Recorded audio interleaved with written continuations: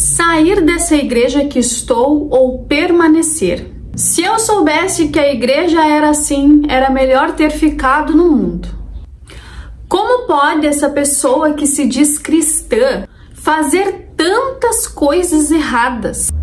E esse líder que, ao invés de me celebrar, só me julga e nem me dá oportunidades? Fica nesse vídeo se em algum momento da sua caminhada ou nesse momento você está ou conhece alguém que está passando por isso. Até o final do vídeo eu vou te mostrar 4 pontos de vista para você entender se você deve ou não sair da igreja como você está pensando. Eu sei que muitas vezes viver em igreja parece muito contraditório em relação ao que Jesus ensina na sua palavra.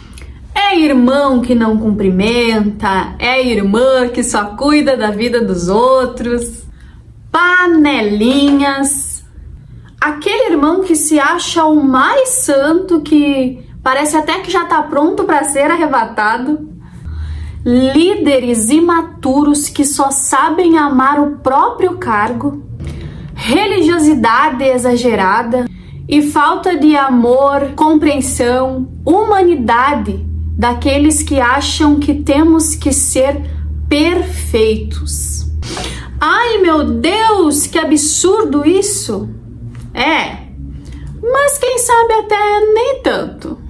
E entender tudo isso à luz da palavra de Deus é o que pode te libertar de uma vez por todas de todas essas desculpas para não congregar. Vamos então ao primeiro ponto. Faça uma pergunta para você mesmo. Você é perfeito? Você consegue passar sequer um dia inteiro sem pecar ou sem errar? Se você não for aquele fariseu hipócrita, você vai responder que não. Você não é perfeito. Então, por que você acha que 30, 50, 100, 200 pessoas juntas poderiam ser? Segundo ponto, quantos anos você tem? Inclusive, escreve aqui nos comentários qual é a sua idade e quantos anos de batismo ou ministério você tem. Mas falando em idade ou anos de experiência ministerial, você não nasceu sabendo de tudo. Você passou por um processo de nascimento, crescimento, infância, adolescência, juventude, e só então é que vem ou que veio a maturidade, ou quem sabe ela ainda não chegou. Mas assim é também a nossa vida espiritual. Na igreja, nós convivemos com pessoas diferentes, onde cada uma está vivendo o seu processo. Então entenda, você pode estar convivendo aí com um adolescente espiritual rebelde e você nem sabe. Terceiro ponto, viver em família. Quando você foi corrigido, castigado, disciplinado ou ensinado por seus pais, você saiu ou fugiu de casa? E sobre os seus irmãos? Quem nunca brigou com um irmão? Apanhou ou foi tapeado por um irmão? Nem por isso vocês se mudaram de casa ou trocaram de família. Da mesma forma, a igreja cumpre na nossa vida esse papel. E ao longo do tempo terá seus altos e baixos, mas sempre contribuirá para a nossa maturidade, para a nossa hora de poder então formar uma família, formar novos discípulos para a Igreja de Jesus. E só pode formar discípulos para Jesus, só pode dar frutos aquele que permanece nele. Quarto ponto então, se os teus olhos forem bons, todo o teu corpo terá luz. Mas se os teus olhos forem maus, ó, quão grandes trevas serão. Você conhece esse versículo dito e ensinado por Jesus Cristo. A palavra de Deus também diz que a igreja é o corpo de Cristo. Cristo é o cabeça e a igreja é o corpo. Nós somos o corpo de Cristo. E eu faço parte desse corpo. E os meus irmãos fazem parte também desse corpo, fazendo parte de mim mesma. E se eu olhar para tudo isso, se eu olhar para este corpo com bons olhos, eu vou entender que de fato estou olhando para a igreja com esses olhos que Jesus pediu. Então, tenha bons olhos para a sua igreja. Tenha bons olhos para a sua família espiritual. Os olhos são a lâmpada do corpo. Então, no momento que você deixar de olhar com maus olhos somente para as coisas que aparentemente parecem ruins, mas você vai entender que não são, você vai ter o entendimento do porquê ele disse que o maior mandamento é amar a Deus acima de todas as coisas e ao próximo como a nós mesmos.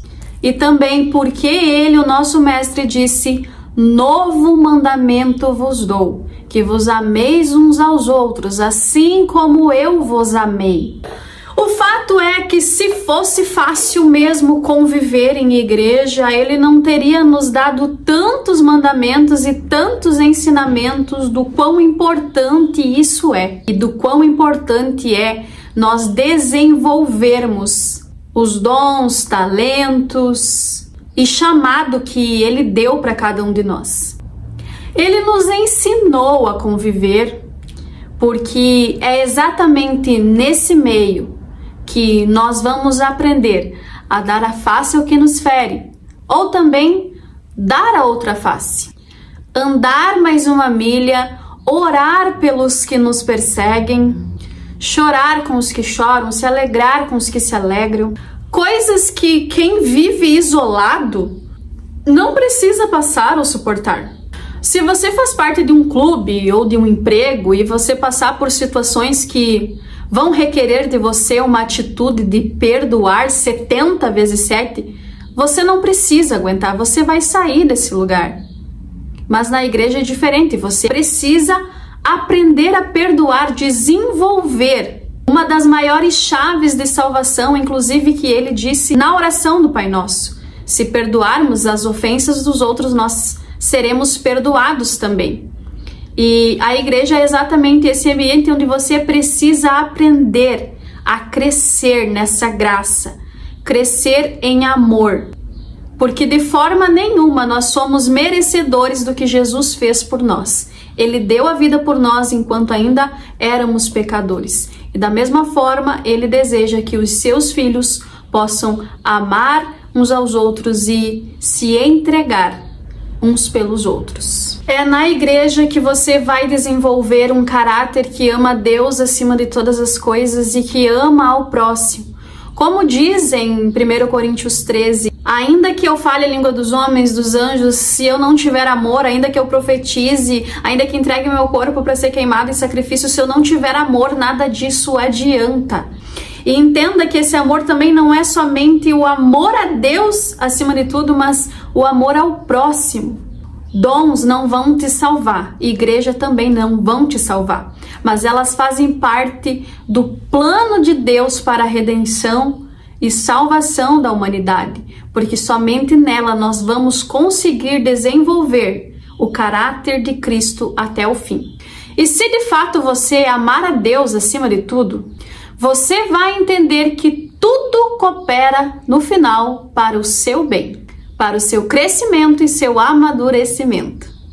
Importa é que nessa caminhada o caráter de Cristo seja formado em nós. Para finalizar, a menos que você faça parte de uma igreja onde tem pastores mercenários que se importam somente com dinheiro ao invés das almas, ou aquelas igrejas que zelam mais pelas doutrinas e costumes humanos do que pelo que a Bíblia ensina de verdade, ou se a igreja que você está é muito fraca no ensino bíblico, você não tem motivo para sair.